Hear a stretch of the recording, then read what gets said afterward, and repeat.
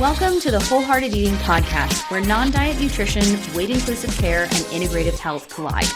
We're your hosts, Dana Montes and Christina Hoyt, licensed integrative clinical nutritionists and body image coaches. And we believe you deserve to have a joyful relationship with food in your body, even if you have a chronic health condition or symptoms that just won't quit. On this show, together and with our guests, we're bringing the real talk, no BS vibe with tangible tools to help you pursue health and wellness without obsession or restriction. Remember our disclaimer, this podcast is meant for general information purposes only and should not be taken as a substitute for medical advice, diagnosis, or treatment. Hey guys, it's Christina here, and this week I met with the ARFID RDs, Stefanie Ginsburg and Rebecca Thomas, to talk about a lesser-known eating disorder, avoidant restrictive food intake disorder. You may have heard of it, but you're maybe not entirely sure what it is. But after this episode, that will not be the case. We were going to answer all of your questions. What is ARFID? What the biggest misunderstandings and misconceptions are of it? How it's often misdiagnosed or even completely ignored and written off? How body image can play a role in it, and some actionable steps that you can take if you're listening and thinking to yourself, oh wow, this might be me.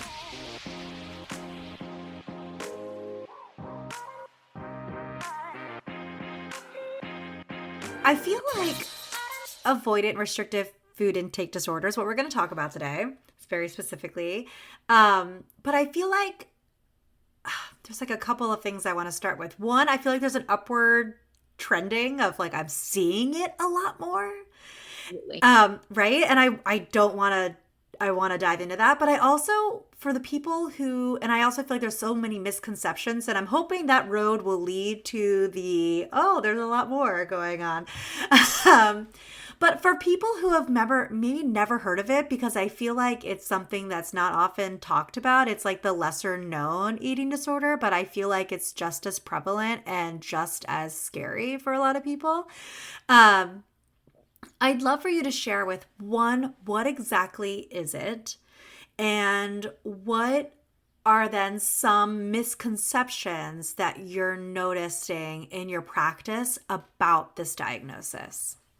That's a really great question. I think, Stefanie and I were talking the other day about a lot of misconceptions, just not only in, I think, the general population, but also in the medical and, psychiatric population as well. It only became a diagnosis in 2013. So, avoidant restrictive food intake disorder is diagnosed as a eating disorder, but it is without body image. So it's the avoidance of food, the aversion of eating food, fear of eating food based off of a multitude of things. It's such a broad kind of spectrum, whether it is just disinterest in taking time away from the day and what you're focused on to meet your hunger needs, or whether it is a certain taste, texture, or sensation is so bothersome to you or uncomfortable to you that you are avoiding eating that food, even in the presence of a necessity. Or it could be something as a fear, fear of choking, fear of vomiting, fear of food contaminating you. But when we get to the point where these things occur to an umpteenth degree, where it's interfering with your health and your psychological functioning, that's when it comes into the realm of being a possible diagnosis of ARFID. Yeah, thank you. I think that really clarifies it for a lot of people that are out there. I think I'd like for you to dive into a little bit more about the nuance of the body image piece, because when you go and look at the DSM-5 and you go and read more about it, there's almost like these little subsets where body image can play a role at the same time. So could you describe that a little bit so that people can see like, oh, okay, sometimes they play together. So I'd love for you to explain that a little bit. So yeah, technically the DSM-5 diagnosis excludes any preoccupation with or focus on body image. In fact, the majority of people who present with ARFID are so excited to get their weight back to where it used to be or to a place it never was. If they are still growing and developing, they are stoked to be able to, increase in height and overall stature. So technically, that is a mainstay of this eating disorder versus classic eating disorders like anorexia nervosa, bulimia nervosa, binge eating disorder, all of that. But what we have found as time has gone by and people are growing and developing in a society such as the one we have here is that if they have a baseline subtype within the 3 subsets that the DSM has, they are, they are immersed in our culture and the impressions of being small, being important and necessary. And in these individuals with ARFID, whether they were diagnosed earlier or not, they get used to the comments and the identity that was associated with them being smaller. And whether they're choosing to have a new focus on body image or not, it's just coming about. And so, yes, restrictive, avoidant, and aversive are the technical subtypes, but we've found in our practices that there's mixed, right? They don't just stand alone. And there's this terminology that's kind of, under the surface of ARFID plus. And we're seeing ARFID plus anorexia nervosa, ARFID plus binge eating disorder. And there's a chicken or the egg, discussion out there. Oftentimes, though, it is rooted in a feeding struggle in earlier age or a trauma response to vomiting, choking, these types of things that either occurs within themselves or someone that they witness it with. So It's technically not a part of the diagnosis, but it exists. Yeah, I think the truth is we're multifaceted people, right? And so we don't live within a vacuum and within a definition in a book, right? We just don't. And to think that we're not influenced by our culture and body image and all these things, that there's going to be layers to this. But I think it's really great that you've defined that the base for ARFID is this really is this kind of aversion and avoidance of food for a multiple reasons. They could fall into different subsets, but then yes, of course, we live in this culture, and if you're influenced by these things the same way that everyone else is, it might be like, oh, there's all coming here and all playing a part of this larger puzzle with our food philosophy and the way that we're interacting with food. And I think that's such a great point.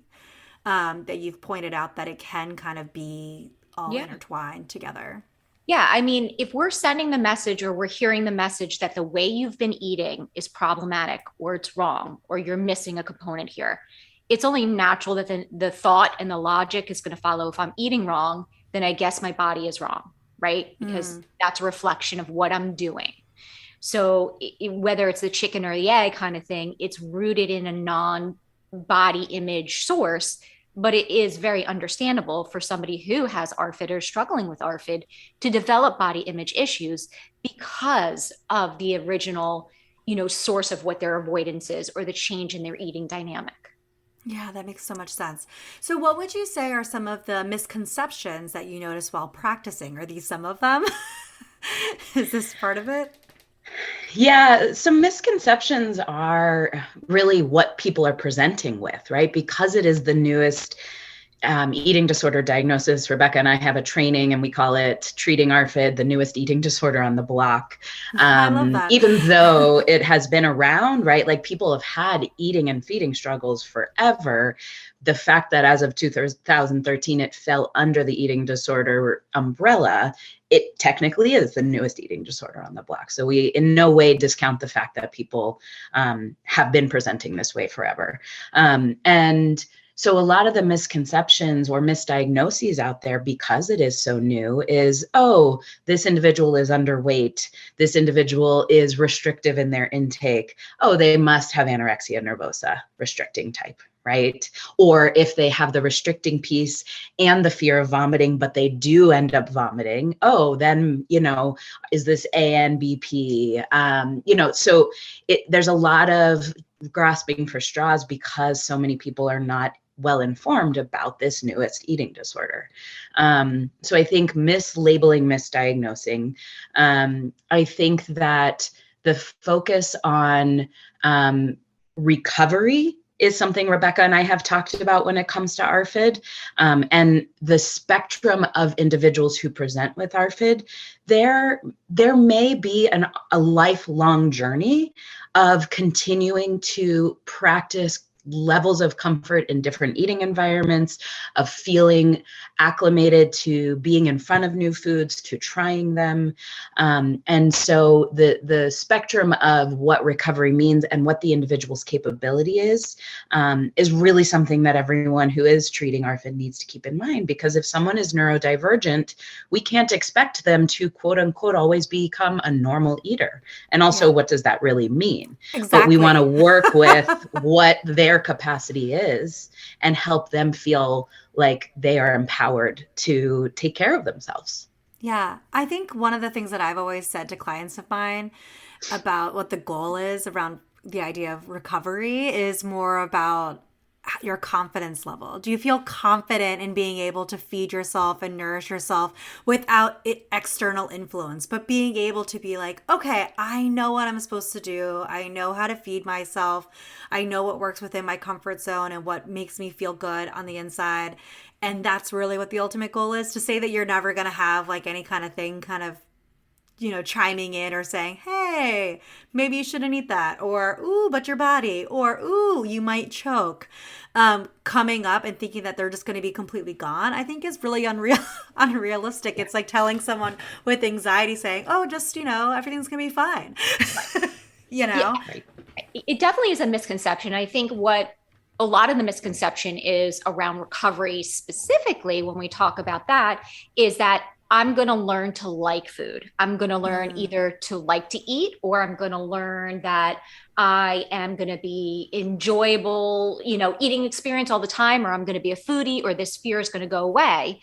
When the reality of the recovery, what we're really looking at is the maladaptive behaviors because of that fear, that avoidance has gotten so bad that now we're in the eating disorder realm, right? So recovery is just correcting that maladaptive coping skill or that maladaptive behavior where it's no longer interfering with your life. So confidence is number one, reduction of anxiety and improvement of eating and feeding self. That is markers of recovery. I think, Stefanie and I look at that as more of markers of recovery than, weight, for instance, as a goal. Yeah. Yeah, I think I really like that you said that about weight even too. I think sometimes that can be such a hyper focus, and then that can be traumatic too, when someone's forced to continue to eat when they just don't feel safe doing so. And so how do you then help them have that felt safety throughout the entire experience? And I think that is so important. So I think that piece is huge, is right. It's like, do they feel safe? And also, do they have the capability to process the foods that they're expected to eat? And that's a huge piece of what we focus on with our clients. And when we're training other clinicians is, do they have skill related deficits that warrant, a feeding therapist, right? Because even though we're dietitians and we understand how the body works and we, eat ourselves every day, sometimes there is something happening in an underdeveloped mouth or, a body that is struggling and they need additional assistance. And so we always keep in mind that there are other auxiliary team members who could be brought in to help these individuals feel like they're capable as well as feeling safe. Are you referring to like an occupational therapist, a speech therapist, things like that can help with mobility of the mouth and the tongue and all of those things as well? Such a necessary team player. Like we're big on you need a clinical team. This is not a one therapist or dietitian job. You need a team to really help you. And with any disease state, really, That's what we're all about. And so I think that sometimes is the missing piece where you might go to one clinician and they be like, well, we can help you with this aspect of the ARFID.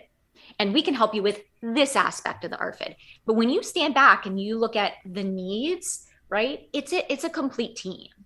And so the OT and SLP really play a huge part in that, especially with the little ones, with kids. Yeah, I think I'm really glad that you're bringing up the SLP and everything too, because I've also found with my adults, it's really hard to find an occupational therapist or an SLP who even works with adults. And if it wasn't addressed at a young age for a myriad of different reasons, maybe just went like kind of like low grade unpresented for a long time or what have you. But if they didn't get that support earlier on, then trying to get in adulthood can be really difficult. And so I think having that conversation and having the tools available and having part of your team members then advocate for it and say, okay, no, we actually do need all of these players to come together to support you in all of these different pieces.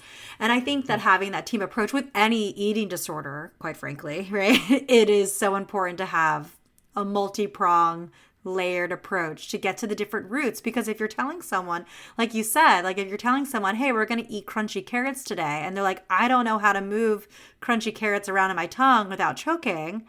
I mean, I'm thinking about my infant, I'm watching my infant eat. Right. Sure. Right. And it took time for her to figure this out. Like it took time for her to be able to do all those different things. I mean, she's not eating crunchy carrots yet. She only has 2 teeth.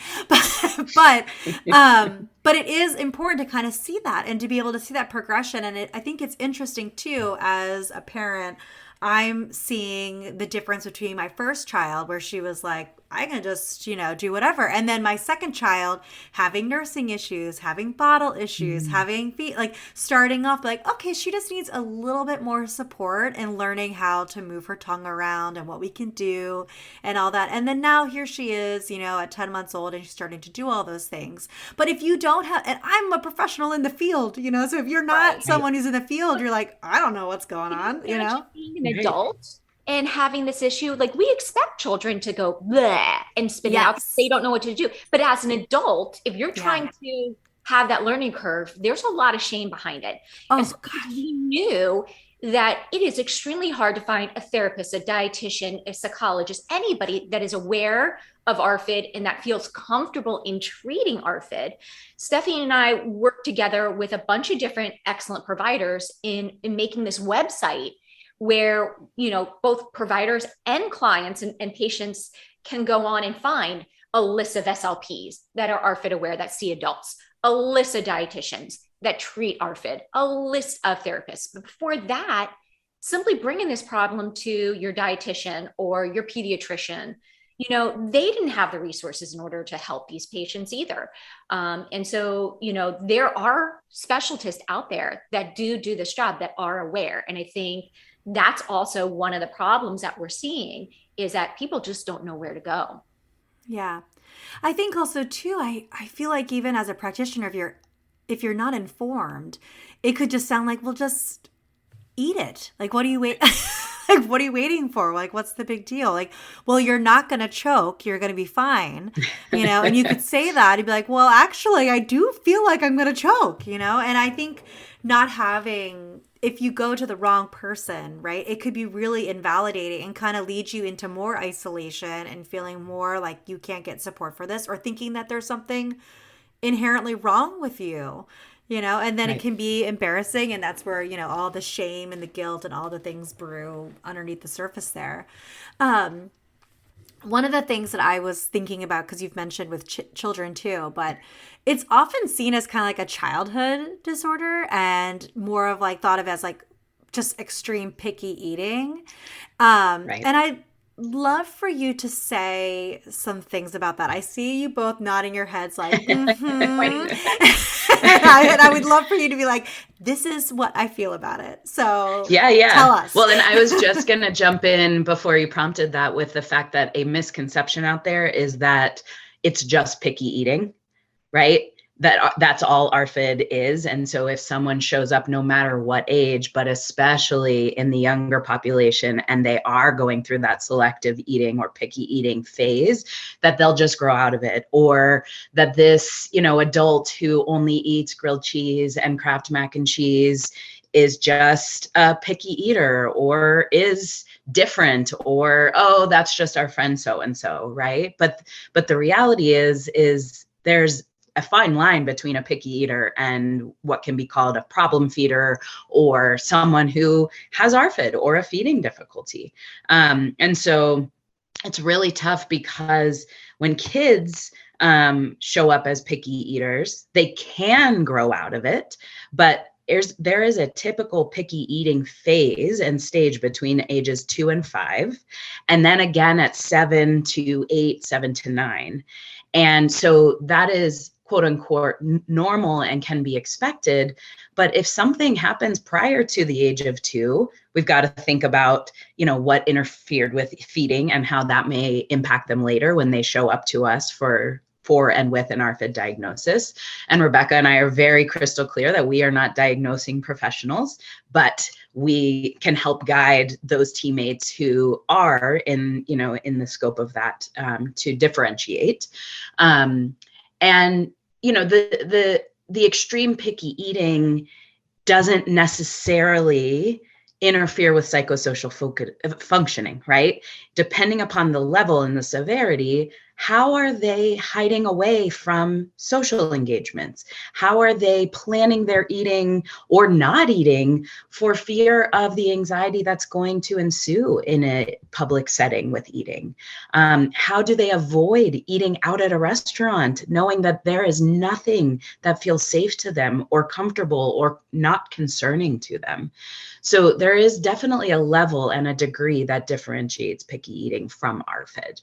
And not only are there nutritional deficiencies, not only can you see reliance upon nutritional supplements, or if they are, longer term chronic or in a higher level of care, reliance upon tube feedings, but there is marked interference with psychosocial functioning, as does the definition say.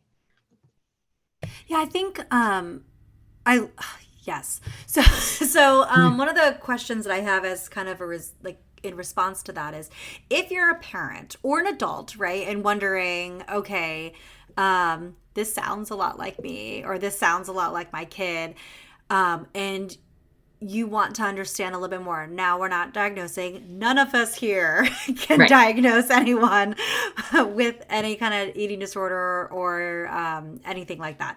But if you're sitting there and someone says, hey, I'm feeling these things, are there any kind of signs, early signs that you would recommend someone say, hey, you might want to look into this a little bit further at various stages? I think that'd be awesome if you guys could share. You want to hit the younger ones? Sure. I think, just touching on the older individuals, what's important about this diagnosis coming to light and gaining traction, and, just again, to bring in awareness, as of a study in 2016, 1 in 5, I'm sorry, not 1 in 5, that's another stat, 15% of presenting eating disorder cases newly were ARFID. So that was 2016, we're 2023. Wow. Who knows where that stat is now? But nonetheless, what I think is so relevant and important and helpful for adults is they're recognizing that they are not a different category of human, that they have something to explain why they've been the way that they are. And it gives them more courage to be able to show up and get help instead of stay stuck. So that's just that piece. And with children, I think what is important is, and, developing children and preteens and teens, just the adolescent population, is what happens around the eating time? How much of a breakdown, how much observed overwhelm, how much what's called food jagging, where they will have the same food over and over and over because it's comfortable, because it's preferred, because it's consistent, and then they lose it because they burn out of it, right? We all eat certain foods, because we have them in the house, or because we're just really feeling bagels and cream cheese for breakfast. But if that is one of a few preferred foods and that is overly consumed, and then that person reaches a point where they no longer want to have it, they will not bring that back, most likely. Maybe years down the road, but we may, spend a few weeks eating something else and then be like, yeah, I want a bagel and cream cheese, but it is lost in their intake. So the way that they show up to an eating time, what kind of comments they're making, how they're presenting, how they're avoiding, what's happening with their variety of foods. Are they slowly, losing foods? Are they slowly increasing foods? That's the difference in ARFID versus maybe a picky eater, growing into their, their eating patterns. What else? Rebecca, take it on. The palate is getting narrow and more narrow and more narrow. So this might be, they were doing 10 foods before, and now as they're aging, it's getting less and less. And so when you have this little bubble of what's preferred foods, and you notice that your child is losing those foods, right? When it gets to the point where we can no longer pack a lunch, we can no longer go out to eat or go to grandma's for dinner because there is a meltdown and a fear and a full out tantrum of like, I have nothing to eat and I cannot eat these other objects or other foods or whatever it is. It becomes a problem. And this is from a psychological aspect, right? Where it's becoming a problem. It's interfering with everyday life. From a nutritional aspect, when we're running into faltering growth, when we're running into nutritional deficiencies, lack of maturation, right? This is becoming a problem. So when we're seeing these two things, these are really big red flags that this is a little bit more than just your spectrum of picky eating or your spectrum of selective eating. So a lot of kids in general, or teens too, may have a spectrum in which they're accepting food. When it goes beyond the threshold of the spectrum where it is not interfering with their growth, it is not interfering with their psychological development or social interaction, right? We're going to leave it over there. But when we get to the point where a child, a teen, or an adult cannot do the things that they really do need to do to grow and to be healthy, because of their eating, that's a diagnosable eating disorder. Okay, no matter where you look at it, whether it's because of anorexic behaviors or bulimic behaviors or binge eating behaviors, this is no different. The avoidance, right, just like restricting or binging or purging, has gotten to a point where it is interfering, incompatible with their life. This is the red flags. It doesn't matter the age. And equally, I would say that typically we see individuals who are underweight, who have fallen off growth curves, whether it's for stature or for their weight for age. But that does not factor into the diagnosis. They can be nutritionally deficient. They can be underweight. They can have a reliance on oral supplements. They can have interference with psychosocial functioning, but technically only one of those 4 bullets qualifies them for the diagnosis. So yes, there's weight recovery, and yes, we have to work on volume before variety in those instances. But no matter what, when we're starting out with an individual with ARFID, we are working with preferred foods and enough preferred foods before we're asking them to all of a sudden expect to see new foods in their repertoire. Yeah. I have, I'm laughing, not at the conversation because it's very serious, but I'm laughing about what my friend is a pediatric nurse practitioner. And she always kinds of jokes about how there are 3 things you can't make your kids do. And it's eat, sleep, and poop. Right. Like you cannot force them to do it. And so I'm hearing while you were describing, what it could feel like and like the things to look for as a parent, I'm thinking about how difficult it would be to be able to say, just eat something. Yeah. Just eat whatever it is. And I could see how it would feel very much like reading something like Ellen Sater's Division of Responsibility, be like, well, that doesn't apply to me. Yeah. It's heartbreaking for parents. It is heartbreaking because, it's funny. I joke all the time with my family. Like if I ever do a podcast, I'm going to call it Just Eat the Damn Spaghetti. That's how parents feel, right? Yes. They feel, they're like, it's this torn thing of, I don't want my child to suffer, but there's this helplessness and this struggle. Like, I got to get my kid to eat. I got to get my kid to eat. How do I do that? And there's a lot of studies and a lot of resources out there that, it's all about approach. And Stefanie and I have talked about different approaches, and we, research different approaches and understanding how parental division of responsibility of feeding and how that interaction plays. But when we're talking about a psychological diagnoses, then those approaches, sometimes like Ellen's division of responsibility, don't love it, by the way. Don't want to, I'm not knocking it. Right. Just saying it does not everything applies. That's great. Applies all the time. So. Right. And so this might not apply. And there's nothing more heartbreaking than for a parent to come in and be like, I have done all these approaches. I've tried the AEIOU. I have tried, Ellen's, division responsibility. I've tried hands-on. I've tried hands-off. I've tried all these ways, and I can't get my kid to eat, and they need to eat. What do I do? Right? Yeah. That is why we have the training we have for professionals. And so, the best thing you can do is to align with your child and say, I know it's hard, right? I know that this is difficult. Let's figure out a way together.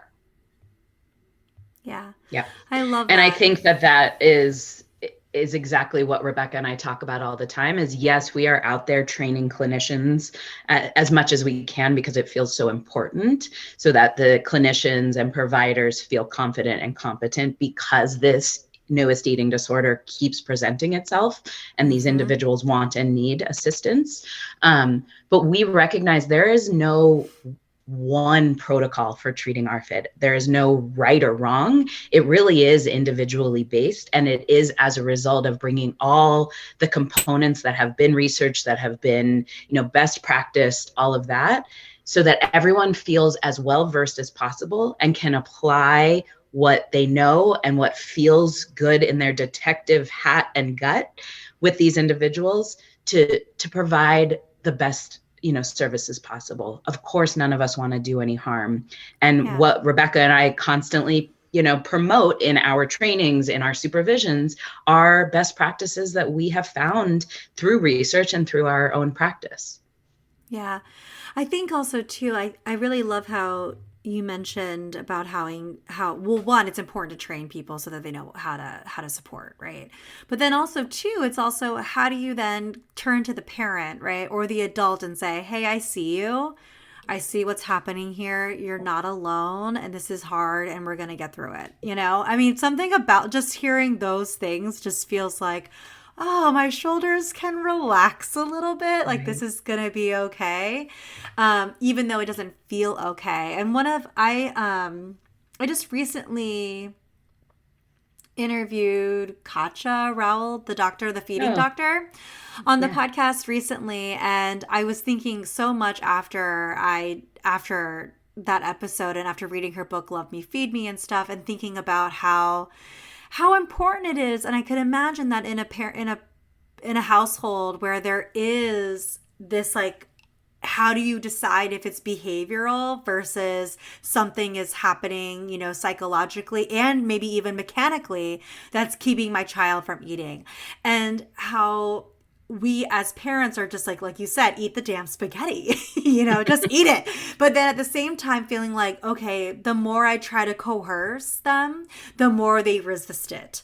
And that's how do you then find that delicate, I would imagine a very delicate balance as a parent, because I know with my own 4-year-old, and she does not have feeding issues, but there is a delicate balance between, if I even mention, oh, maybe you'd like to have that broccoli, her response is, I see your broccoli and I'm throwing it on the floor and I'm going to eat this instead. Even though she likes it, she knows how to eat it, and it's all the things, which is a totally different situation than someone with ARFID. But my point is, how do you then as a support your client and the parents to maintain a happy relationship with their children during meals while also challenging, supporting, and managing ARFID? Because that sounds like you guys are doing really special work.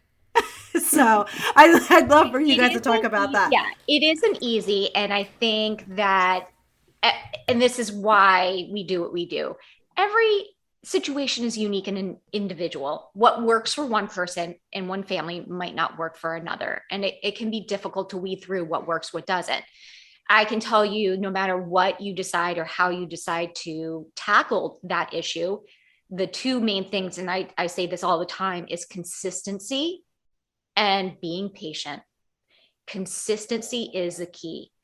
In anything, when we want a child to feel comfortable with something, simply just showing up and providing them one time, trying this and then being done is not going to help them feel comfortable, no matter what the boundary is or whatever the obstacle is, whether it's a chewing issue, whether it's a fear issue, whether it's just an avoidance or a sensory processing problem. But being consistent in the message that you're sending or the approach that you're using, I think, is the hardest part for any parent. It can be exhausting. It can take weeks. It can take months, right? And so this is really where the biggest problem that I'm seeing, or the biggest hurdle with families, is being able to endure that in being consistent in what you're doing, whether it's showing up and making broccoli 3 times a week and knowing your kid is going to throw it 3 times a week. But it's the consistency and patience that you show over and over and over again, showing up to doing that really allows the child's anxiety to decrease and then be able to tackle whatever it is that we're trying to tackle. Yeah. And I could imagine too, like, it sounds like as a parent, and as a parent of 2 now, right? Your capacity to give consistent endurance gets lessened a lot, right? And I could think too that as a parent, there could be so much guilt around and ease in, well, I know they'll eat this, so this is what I'm going to do because it's going to make everybody's life a lot easier right now, and I have no problem just making them their own plate, and then everyone else is going to eat the spaghetti and they're going to have their mashed potatoes that they like, and that's what we're going to do, and this is how the day is going to go. And I would love for every parent that's out there listening, for you guys to give them a hug like, I see you a little bit, and knowing that I could imagine as a parent, they're feeling so much guilt around the exhaustion with this. Yeah. I think the accommodation piece just makes sense, right? Like, when we're just trying to get everyone through the day and through the scenario, and we just want them to eat because we care about our children and want the best for them, we're going to do whatever it takes, even if there is a fight, or even if it means we're not in the mood or have the capacity for a fight. So I do love to, relate to parents that the reality is you're going to accommodate and you're not doing the wrong thing, right? So don't beat yourselves up about that.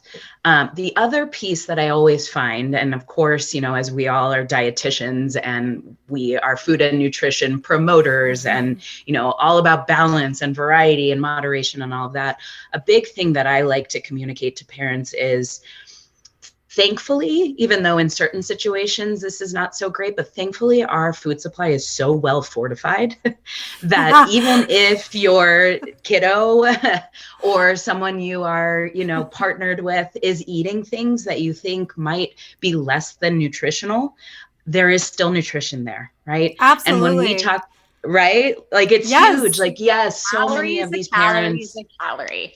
Exactly. Yeah, I mean, honestly, I was And just thinking, man, if they eat Cheerios and whole milk, you're doing all right. You're getting your good. vitamin D. You're good. You're getting your B vitamins. You're getting some stuff, you know? Exactly. And protein tends to be the area that is really hard for these individuals. And so I hear a lot of parents, wanting to add protein powder where they can and, find proteins that work. And we are going to do that work with them.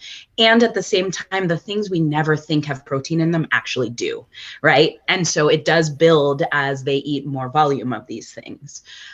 So that's something I like to put parents at ease with as well.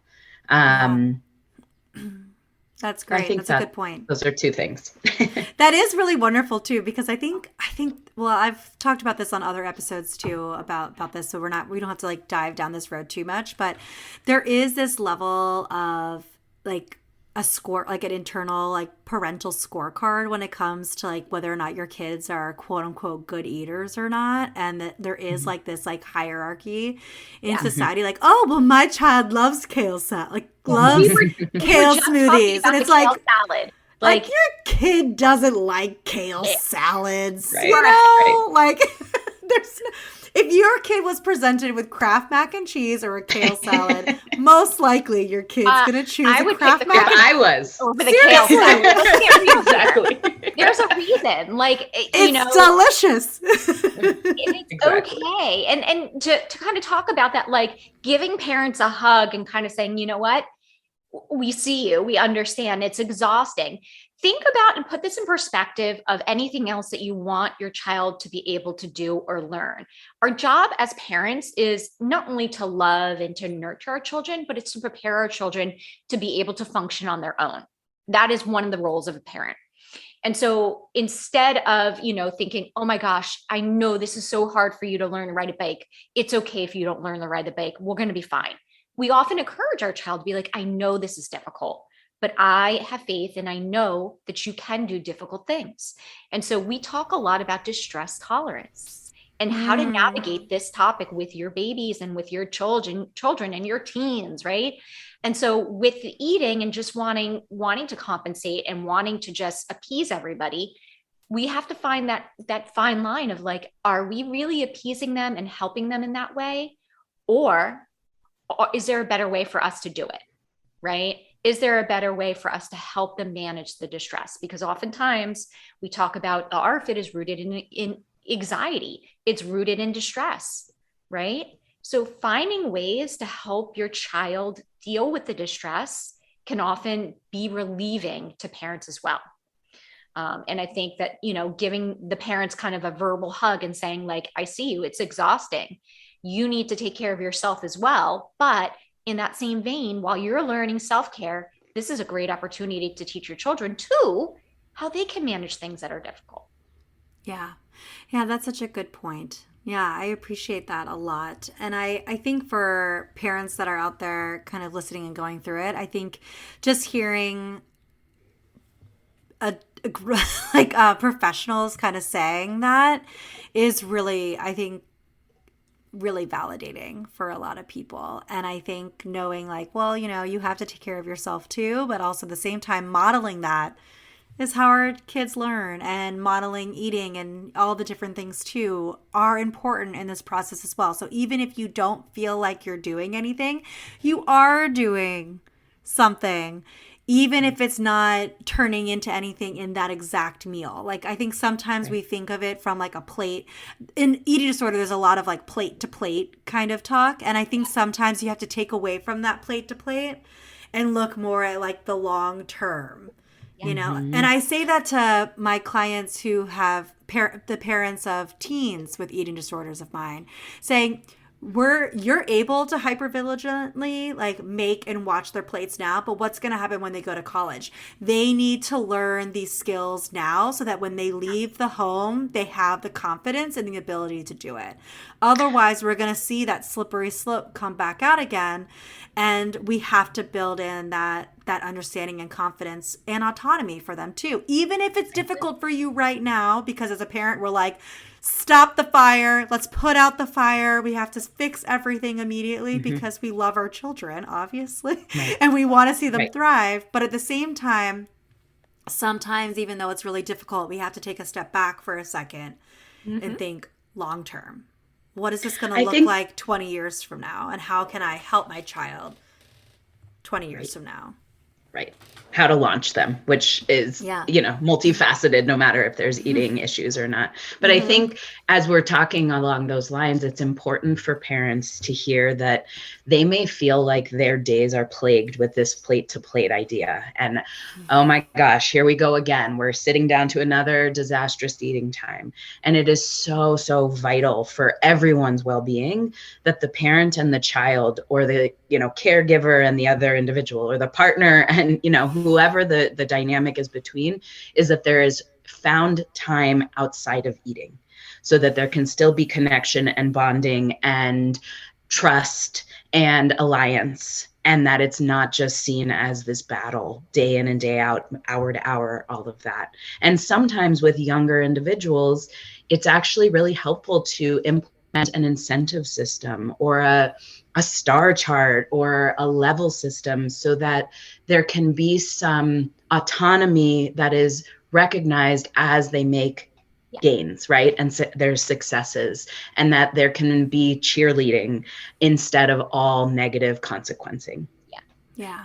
Let's face it, no 10-year-old's gonna be like, oh my God, I ate kale salad. Yes, for me. Right? Children are naturally not going to have that normal motivation to eat those things. And that is okay.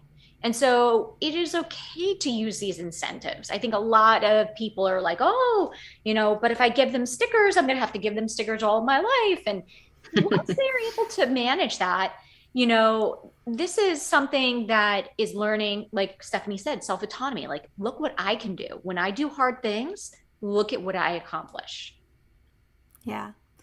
I think it's funny because something that I'm reminded of when you said I'm going to have to give them stickers forever was this quote that I can't remember who said it to me, but some mom, when I was a new mom, said, no kid goes to college swaddled, like eventually they work through this, and I was like, ain't that the truth? Like you're living by like must swaddle, like it must have everything perfect. And then eventually it's like, oh yeah, we used to swaddle our babies, And then one of the things that I was thinking about with the rewards and the sticker chart is that actually could be true. You might not need to give your child stickers for the rest of their life, right? But a lot of people, and I definitely see this for a lot of my ADHD and neurodivergent clients, they love giving themselves stickers. Like they love their journal, like their journals with their tracking and things like that. And it helps them keep and being able to see in front of them what's going on. And I think sometimes like there's this idea that tracking stuff can be, obviously, we're eating disorder professionals, yes, can be very dangerous, right? Can be very dangerous. But when the intent behind the tracking is used to help with feeding and it helps with a certain way, then that is okay to do. And I think that I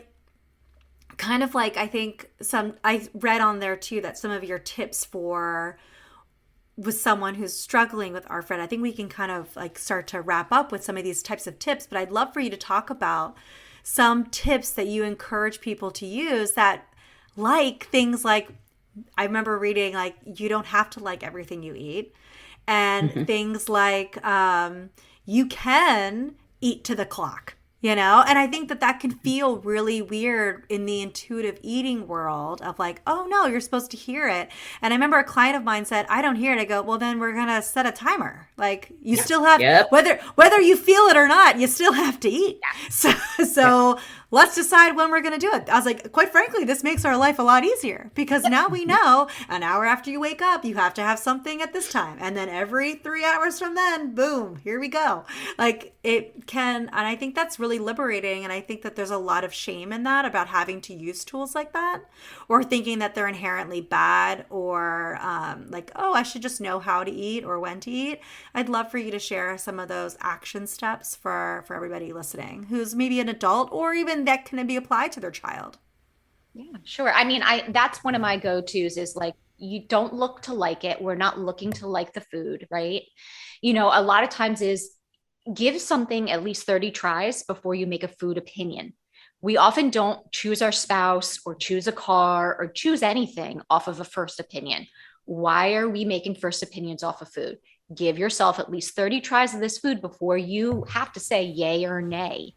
So that's one of my favorite ones. And when you were talking about like writing things down or keeping to the clock, I often tell my clients that write down 3 things that you did today. When you tell me I got nothing done or that I struggled to remember to eat, I just want you to write 3 things that you accomplished that you did today. And sometimes that will give them motivation, and that will kind of give them a little bit of kudos for them to feel like, you know what, I survived today. I did what I had to do. And so, documenting or reflecting on your eating, we might need to keep meal logs. We might need to set alarms. Oftentimes, my go-to for alarms is you set the alarm for a half an hour before your meal, 10 minutes before your meal, and then when you're supposed to eat, because you're giving yourself a heads up to wrap up whatever you're doing and shift your focus, then to eat. Oh, that's brilliant. I never even thought of that. I love that. Yeah. Steph, what about you? You got some good ones. Makes a lot of sense. I think that, echoing what Rebecca said is we would love for people to reach the point of enjoyment with eating and eating scenarios, but we really reinforce the term tolerance, right? So can you reach a point with a new eating scenario or environment or new food item where it is tolerable or manageable to interact with it, to consume it, to be in it without anxiety or overwhelm taking over, and thus impacting the GI system and thus shutting everything down and making eating feel even harder, right? So, I think along the lines of alarms, of reminders, of, texts to their provider that they've accomplished this. There are so many tools out there that don't have a right or wrong, and that instead are what works for that individual. My immediate go-to is always, hey, can we set a reminder, set an alarm? And there are individuals who are like, I have alarms for everything. I will ignore the crap out of that, right? And so we don't end there. We decide what's going to work for them, right? What's the accountability? What's the follow through? What's the tool that will make it just a little bit easier? And then additionally, what I have come to use more recently with most of my ARFID clients, and I think for people to conceptualize whether they're getting treatment right now, whether they're starting to think about what is going on for me, or whether they're like, this is just who I am. But I think what's important to think about is this concept of the spoon theory, or filling your bucket, or those types of things in terms of, as Rebecca was saying with her clients, she has them write down, what did you accomplish today? And in the same vein, what does your typical day look like? And what are the more limiting activities, i.e. grocery shopping or eating or thinking about a menu? And how do we figure out how many spoons, so to speak, those activities take, and what can be done to replenish that capacity? And also letting us as clinicians who specialize in ARFID help them work through those tasks that just have to get done, but feel so taxing. Yes. Yeah, if I had $1 for every time a client said to me, I wish I could just not eat and still be able to be fun, because it's almost like the taxing of it, like the planning around it, the meal, the decision, everything about it, the grocery shopping feels very exhaustive. And sometimes it is just like they've said to me, like, I wish I just didn't have to do this. Like, this feels like such a chore. I'm like, oh, well then let's automate, I'm like, all right, let's come up with our like meals. Let's do all these different things. We'll do this together. And I think something about that can feel really supportive, because it does feel, and I mean, I get it. There's all those memes for a reason on Instagram about how, who knew that adulting was going to be making a decision about what to eat every single day for the rest of my life, And I'm a nutritionist who loves food, who loves to eat, who enjoys it. And I'm still like, what are we going to make? So it can be exhausting. And with the teenagers and the little kids, even with adults, I've done this, is I have made popsicle sticks, and we put on the back a sticker of magnets. and we make it into food groups. So it's like, here's your starch, here's your protein, here's your veg. And so kind of just choosing from each when we're really struggling with food selection. That way, you know what, the less we have to ruminate over all the different options that are trying to like juggle in our head, the easier that food decision is going to be. So simply, you know, grabbing that popsicle stick of, okay, here's my protein, here's my starch, here's my veg or my fruit, and then just going with it. Yeah. So sometimes that object permanence, when something is there, can really be helpful instead of trying to root through the files in your brain to make No, I love that. And one of the things that I feel like with that too is being able to have the popsicle, like the pops. I love that idea, being able to grab it and being able to pick it and saying like, okay, this is what we're going to do. It's here. It's an easy decision. I can do that. But even before that, making sure it's accessible. So, so like, that's one of the things that I've always said to people too, is like, do you have food easily and readily and consistently available for you to eat? Because there's nothing worse in the world saying, I'm really hungry and I want something to eat, and none of the things that I don't have anything here available to me. And that is an awful feeling. And so making sure that I tell clients, like, there's like I do this practice of going through, what are my staples? What are my staple items that I have to have each week with each grocery run that I know that are available, that I know that I'm comfortable eating, and it's available. And they're like my autopilot, this is what's coming. And then there's the other ones where, okay, maybe I want to diversify a little bit, you know, and then you add those things onto your list. And we create those lists together. And I think that can be really helpful too, of making sure not only can you eat to the clock, manage it, know that you're going to be doing certain things and working on the systems for like what is keeping you from being able to eat, but then also making sure, do I have what I like available consistently? Right. I think that's such a big deal. So whether it's popsicle sticks, which, yes, Rebecca, that's brilliant. Or what I often do is, you know, run through each eating time and what the individual tends to prefer at that eating time. It's not about what's right or wrong at those times, but what is their trend? And so that they can post it on their cabinet or their pantry or their refrigerator or in their room if they don't want others to be seeing it so blatantly. And it's breakfast. Okay, I've got 4 options. I'm just going to choose one, whichever my eye hits. I don't have to think about it. I know it's a consistent preferred option. I know I always have it because I have my running grocery list, because it's in my Instacart, template, all the things. There are so many things that we love to do with our clients to help make eating easier. And that feels like a big role that we play, to simplify it, to make it less of a burden, and to have them feel the success and the increased ease around something we have to do. Yeah. Yeah. Unfortunately, we have to eat, even if you don't want to. I don't find that to be unfortunate. I love it. But if you don't, unfortunately for you, we still have to do it. And that's what I tell my clients. We still have to eat. We still have to do it. You're born to the moment that you expire, you have to eat 3 times a day. You're bound to get disenchanted with food at some point in your life, right? You have to do this multiple times a day, and you have to do it throughout your life. So it's okay to be not okay with eating. And I think that liberation in itself of saying, you know what, we don't have to fight anymore with trying to be okay. Let's just not be okay with eating.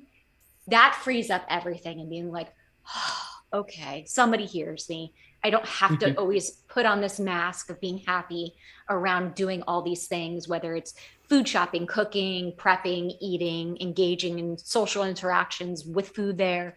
But just allow yourself to say, you know what, it ain't my jam, and that's okay. Yeah. No, I love that. And oh man, I feel like we could talk about this for hours. There's so many other things that I feel like, but I could go into this, but we've had our time. But I would love for you guys to kind of share a little bit about where people can find you, what you guys are working on. You've referenced a couple of things in there, so I'd love for you to share all of those things with us. And thank you for talking about this and doing this work, because practitioners need it, people need it, and it's just, I'm so happy that there are people like you out there really working on this and really trying to bring the knowledge forward. So thank you for coming on today and talking about it. Yeah, thank you for having us. So I am Stefanie Ginsburg. I have a virtual private practice and I'm located in the Denver Boulder area in Colorado, but given the flexibility that our licensure has, have the opportunity to practice or see clients from various states, and that is listed on my website. My practice is called Unrestricted Nutrition, Counseling and Consulting. I have 2 associates who are well-versed in all eating disorder diagnoses, and as a result of working with me, are becoming ARFID experts. And so we treat all eating disorders, disordered eating, just helping people feel more equipped. And ARFID is our specialty. And Rebecca and I joined forces almost 3 years ago, kind of a heaven sent, partnering.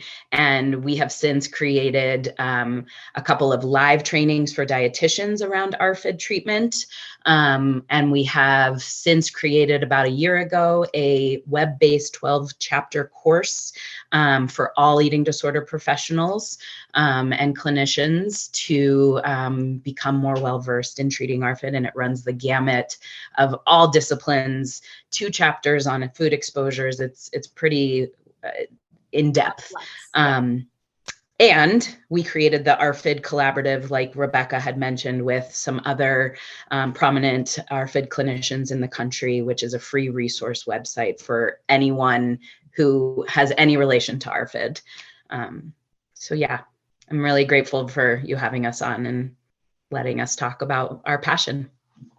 I'm Rebecca Thomas. I'm a registered dietitian who owns a private practice who is now called Food Freedom Nutrition Group. And we are located in the Baltimore, Maryland area.